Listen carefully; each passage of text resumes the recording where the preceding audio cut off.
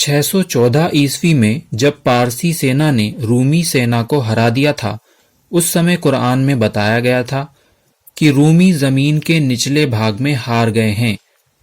उसके साथ ही 8 साल बाद होने वाली रूमी सेना की जीत की भविष्यवाणी और पारसी सेना की हार की भविष्यवाणी करते हुए आगे कहा गया था, और रूमी अपनी हार के बाद जल्द ही कुछ वर्षों में जीत जाएंगे।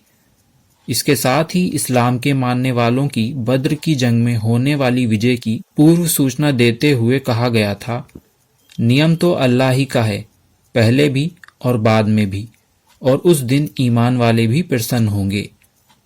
और इतिहास गवाह है कि दोनों भविष्यवाणियां इन श्लोकों के अवतरण के 8 साल बाद सत्य सिद्ध हुई। कुरान में भविष्यवाणियां क्यों हैं? कुरान में अत्याधुनिक वैज्ञानिक तथ्य क्यों बताए गए हैं?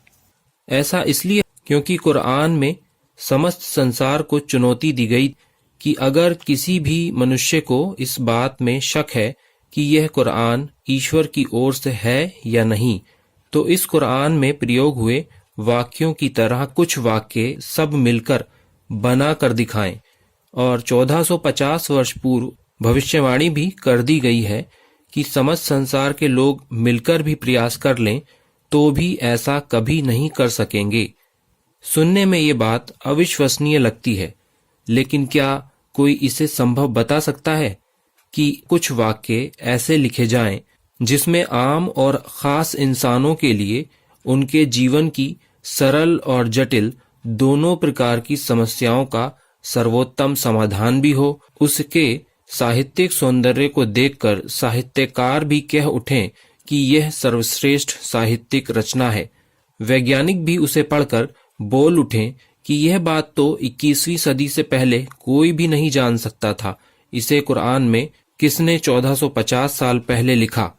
साथ ही वह किसी एक संख्या से विभिन्न रूपों में बंधा हुआ भी हो।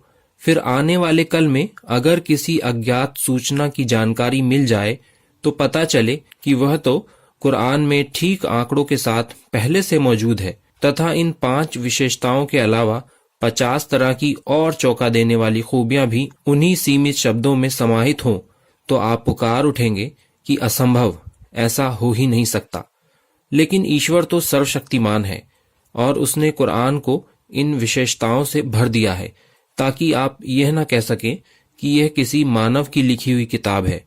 और केवल एक बार मिले इस मानव जीवन में किसी भी आंतरिक या बाह्य कारण से कुरान पर चिंतन मनन ना करने के परिणाम स्वरूप और इसको ना मानने के परिणाम स्वरूप इहलोक में ईश्वर की अदालत के लिए अपने विरुद्ध खुद ही मुकदमा दायर कर लें और परलोक में खुद ही मुकदमा हार जाएं। ईश्वर हमें दृढ़ निश्चयी बनने में सहायता करे।